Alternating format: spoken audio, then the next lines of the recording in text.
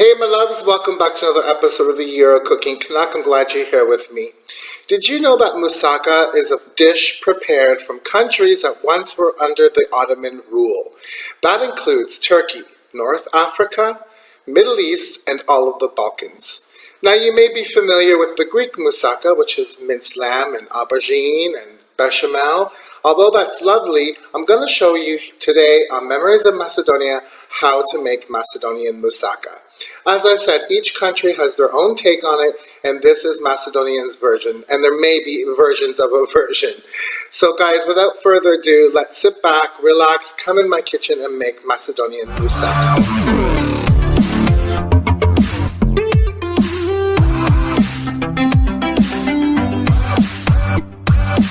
Welcome to the kitchen countertop.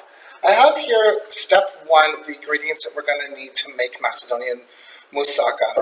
And as I said, Macedonian Musaka is different. We use ground beef and potatoes. So hence, what I have here is 900 grams of minced beef. You can use anywhere between 600 to 900, even a little bit more. It's up to you. You're going to need about 5 to 6 good-sized potatoes. For this recipe as well. You're going to need a cooking onion and about 2 tablespoons, or to your taste, of garlic. I always use the frozen. It's freshly chopped and then just frozen, but to your taste, guys. Now, options, you can put in some minced parsley, and you can also add in a few sun-dried tomatoes chopped very, very finely. Now, as far as spices go, of course, freshly ground salt and pepper. Optionally, you can put in some hot chili pepper flakes. I have some here from a very famous region in Macedonia that is known for theirs. This is the Bukovic Lut. Bukovic is the area, the region. Lut is hot. You're going to need a little bit of dafinka or vegeta. Go sparingly because it is salty. If you do not have this spice, you can use a beef bouillon cube, a chicken bouillon cube, a vegetable bouillon cube, or a combo of a vegetable and a beef would be really good because this is a lot of veggies in here. You're going to need just a little bit of tomato paste, or if you have it, some passata, just about 3 tablespoons. You don't need a lot. And you're also going to need just a little bit of water. Right, you're also going to need in this, one of the main spices is a little bit of paprika. Okay, you can use your favorite. Could be mild, could be hot, could be smoked. I like the smoked, but it's completely up to you. So guys, this is all we're going to need for the first step. Okay, and then when it comes to the second step, what we're basically doing is we're going to make a bit of a sauce. So to your sauce, you're going to add a couple of tablespoons, 2 or 3 tablespoons of vegetable oil, the same amount in all-purpose flour. You will need 2½ cups of warm or hot water, salt and pepper again to taste, paprika, and again tomato paste. Okay, and I'll show you what we do when we get to that step. The last and final step is we're going to make some kind of an egg milk combo for the topping. So what you'll need for that is 4 to 5 eggs, depending on the size of your casserole. You can probably get away with 3. And you're going to need a 1/4 cup or so of milk. And again, salt and pepper, and I'll show you once we get to that stage as well what we do. So guys, it may look like a lot of stuff, but it's really not when it's broken down.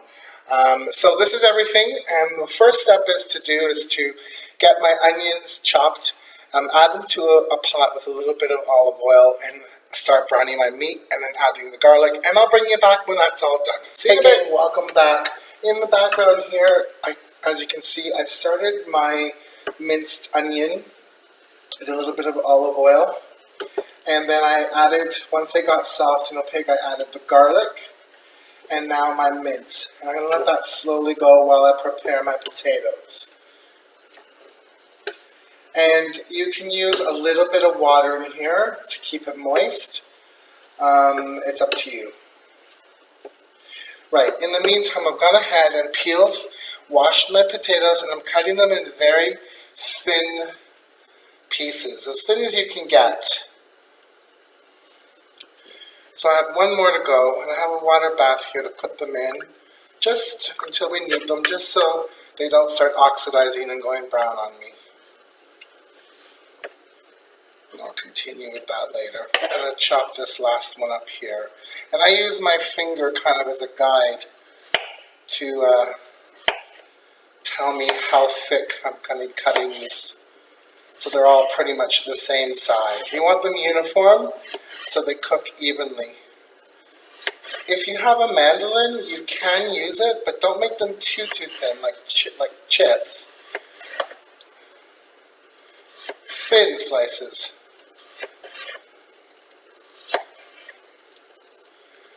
And to my meat, we're going to start seasoning that up. Right, so that's good. That's in. Place those in the water.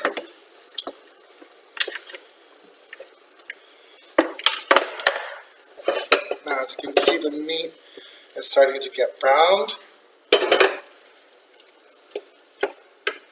So I did add some salt and ground pepper to the onions, but I'm going to add just a bit more. Don't forget, the vegeta or the finca or the bouillon cube, they're salty.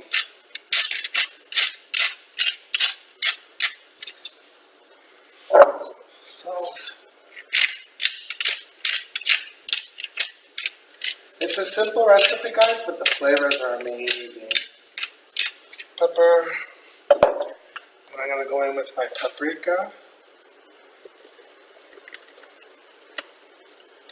I like paprika. It's, again, to your taste, guys. I'm going to put quite a bit.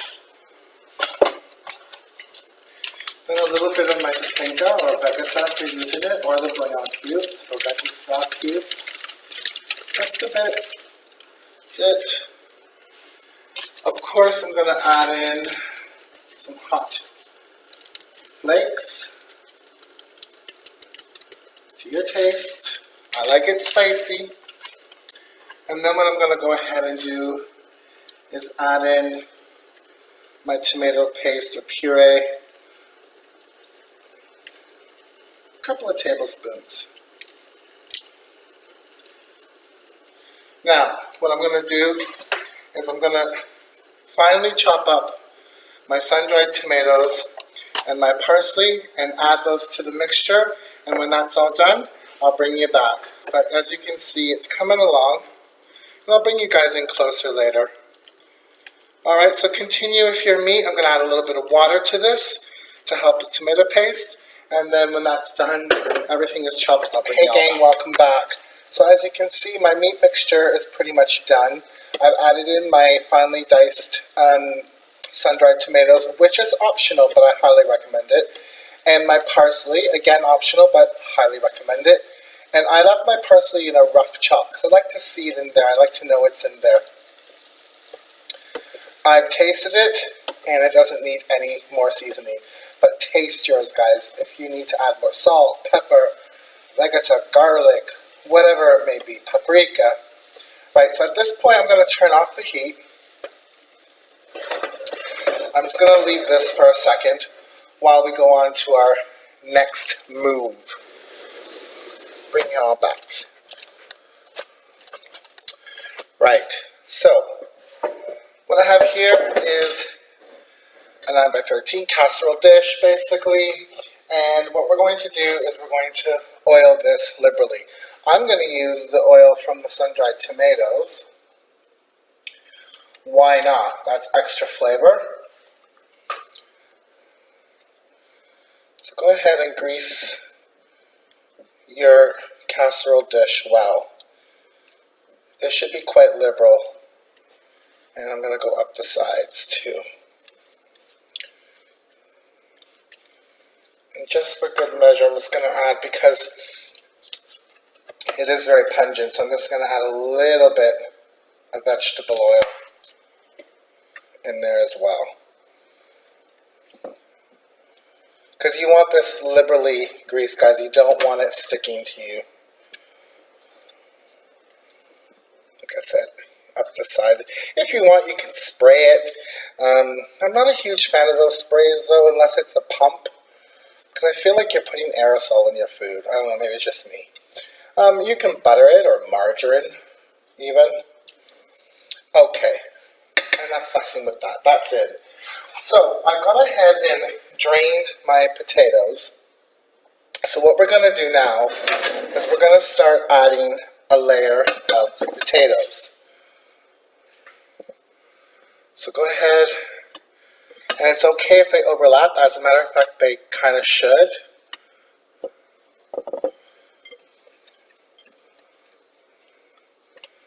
It's great when they're all stacked for you already. And I mean, if you're going to have a few gaps here and there, you can use the small ones as fillers. Not a problem. But the aim of the game is to basically make a bed of potatoes for your moussaka filling. I mentioned that Macedonian Musaka is even spelled differently, and it is, and you'll probably see that in the description of the video. It's I can't even spell right now. Musaka, as opposed to the traditional way of spelling Moussaka. Guys, don't worry if it's not that pretty. You're not entering it into a competition. Or maybe you are, I don't know. Right, so I've pretty much filled the bottom. Any small ones I can nip in here and there. Just look through your bowl for a small one. The top, you don't have to be as fussy. Okay, that's good. Good, perfect. Put the other potatoes aside for a second. Now you can sprinkle more vegeta on this, but I'm just going to put good old salt and pepper. I always tell you guys, you know, season your food in layers. There's a certain channel I watch, more for the entertainment value, but this particular person, when they cook, they never season anything, and it drives me mad. Okay, so that's in. Hope you guys can see that. So to this, simply add your beef mixture on top. Now, I'm using my other hand, so I hope I don't smack it everywhere.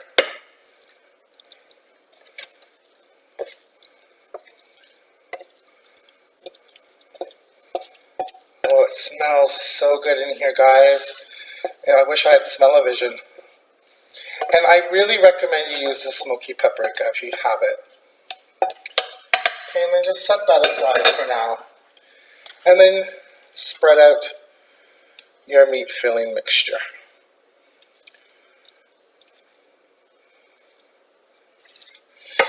This can be frozen and, you know, cut into sections and frozen, and then when you come home on a weeknight and you're hungry and you don't want to cook, it's great for that. And it's really versatile. You can add hot peppers in here. You could even add, instead of the potato, some Macedonian households in the summer will use zucchini instead. So again, it's another option. Guys, if you're a vegetarian, and I know a lot of friends who are vegetarian, and they're always asking me for alternatives. I mean, this is something that's traditional, and it's rustic. And, I mean, this is the way it was prepared, you know. However, the vegetarian alternatives can be ground soy, chuck, which is always a great option. This one's a little small.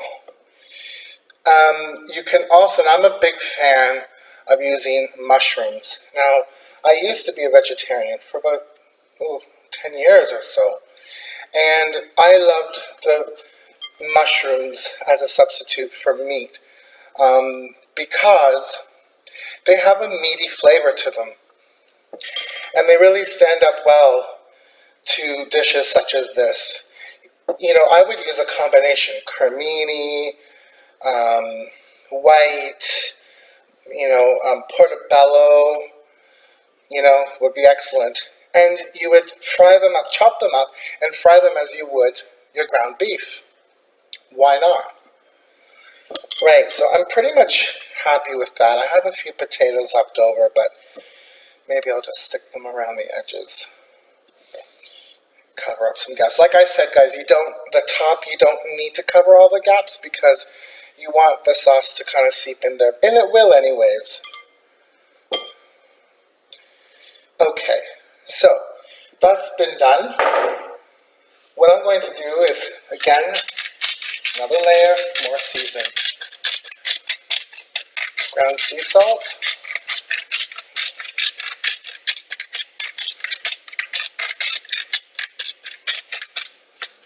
Because let's face it, guys, potatoes are kind of bland. You need some salt. Black pepper. I love black pepper.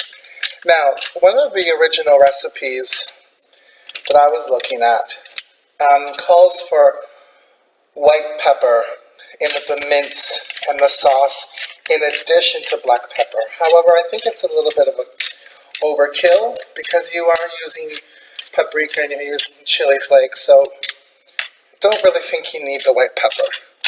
White pepper is lovely. I love white pepper, but it's something that you would put into a white sauce.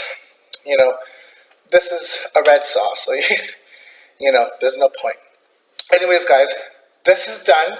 I'm going to set it aside, and we're going to start on our sauce. Come back to the stove. So now that our moussaka is assembled, it's time to make the sauce. So in the same pan that you cooked your meat in, turn to a medium-high heat. And what we're going to do now is add 2 tablespoons. We can use 3 if you want. 3 tablespoons of vegetable oil. Now, you can use olive oil, but olive oil doesn't have a high burning point, a high smoking point as vegetable oil does. So I'm going to go on the safe side and just go with vegetable oil with this. To which I'm going to go ahead and add 3. So it's the same ratio of fat to flour, basically. 3 heaping teaspoons of plain white flour.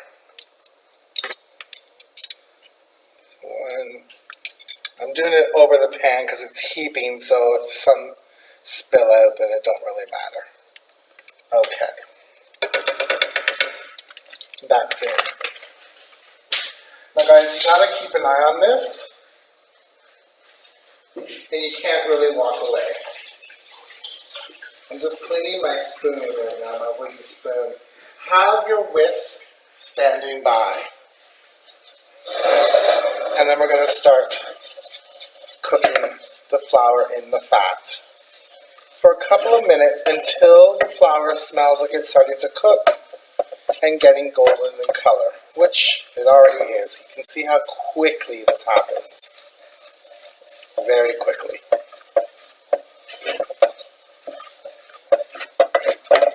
I'm going to actually turn it down just a smidge. And it should have a nice nutty smell to it. At this point, you're going to go ahead and add your paprika.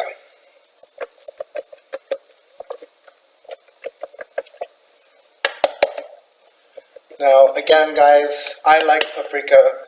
However, you should be adding about a tablespoon or so. That other side doesn't want work for me. Right, that looks good. Start adding that in. Now, if you're using tomato paste, now would also be the time to start adding that. If you're using passata or tomato sauce, 3 tablespoons, then you can wait until you add your liquid.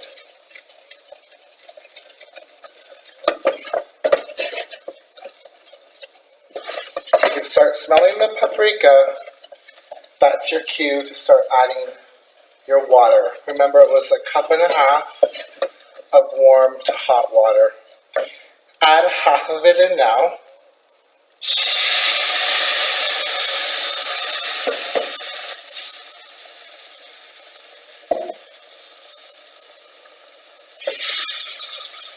Get all the fond off of the bottom.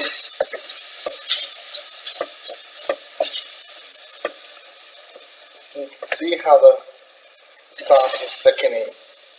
So I'm going to go ahead and add my tomato paste. About 2 tablespoons or so.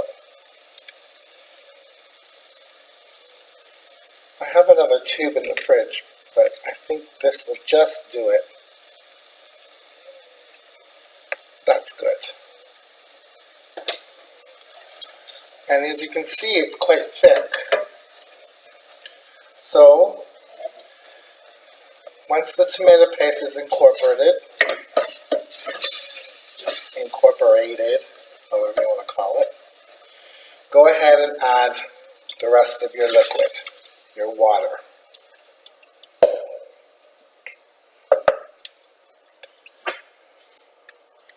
And at this point, you want to switch to your whisk.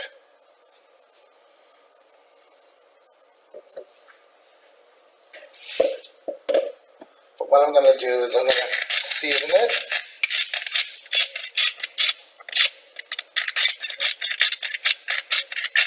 With salt. And black pepper. One of these peppercorns don't want to cooperate.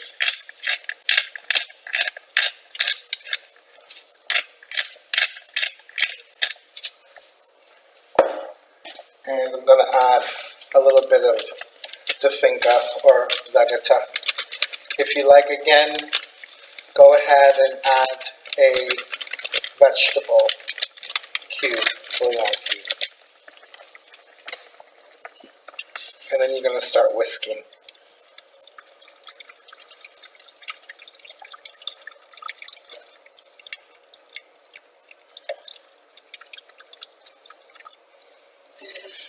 It's thickening up,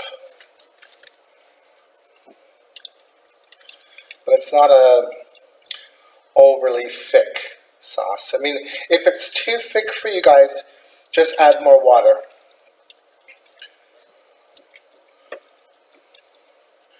I'm going to give it a taste to see if I need to add anything at this point, because once it's in the mix, the moussaka, guys, that's it. You can't season it.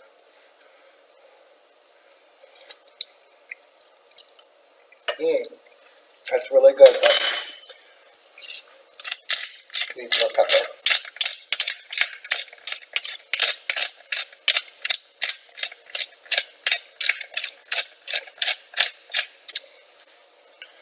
Again, that smoky paprika is just amazing.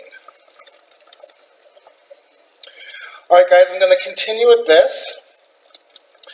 And when it's ready to be poured over our moussaka, I'll bring you all back. Hey guys, welcome back. So it's time to top our moussaka with our sauce. So my sauce is pretty much ready. I did actually add about another tablespoon of water. Add a little bit at a time. As I said, it should be a thick sauce, but not like cheese sauce. It shouldn't be very, very thick. It should be like a thick tomato sauce. So I'm going to turn the heat off and show you the consistency.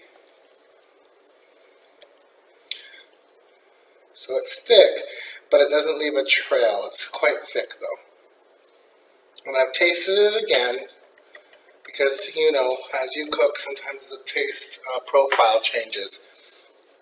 So what I'm going to do now is carefully add this over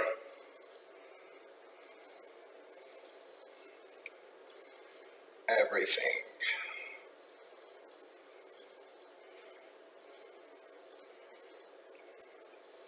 And it will seep down in there. Make sure you get everything out. Waste not, want not. There's a lot of flavor in here.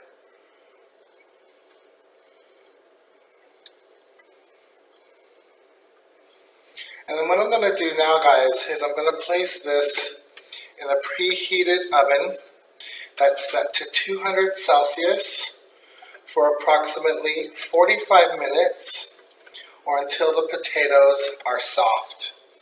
And at that point, I'll bring y'all back. See you in a bit. Alright guys, my moussaka I've taken out of the oven because the potatoes are pretty much cooked. They're soft, as you can see. But I let it cool just slightly because this is going to go back in the oven. And we're going to increase the temperature to 250 Celsius just until the topping gets browned. So what I have in my little pitcher here are my eggs. Now I've added an extra one in there, so I have 5. The recipe calls, you know, you can use 4 to 5 or 3 even, but I have such a large casserole, I decided to add another one. Here's a tip, guys. Before you add liquid to beaten eggs, beat your eggs first. It makes life so much easier. So I'm going to go ahead and beat these really, really, really well. And I just have it in my trusty little pitcher here, which will make it easier to pour out.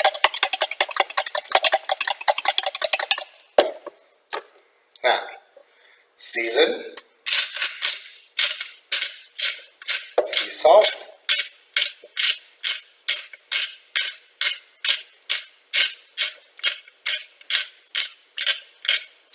sounds like a lot, but I'm grinding rocks, guys. Alright, black pepper.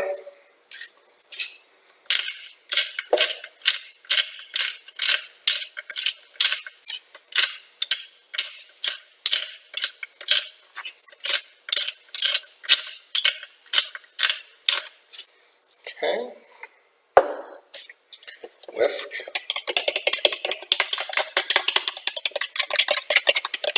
Showing you.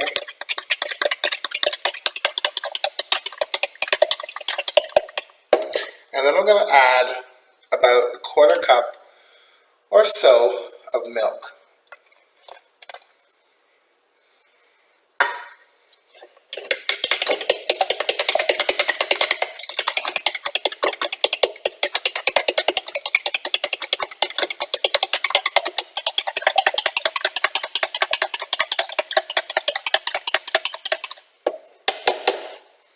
And voila.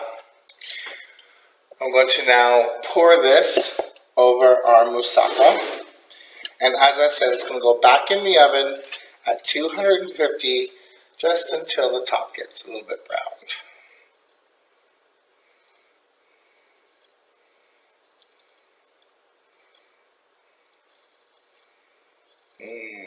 Looks good, huh? Now, you could drizzle a little bit of olive oil on top of this, but there's enough oil that I put in mine that I don't really think it's necessary to do. So I'm just going to zhuzh it around. And I think most of that is from that sun-dried tomato olive oil, which is going to add flavor. And it's going to help brown.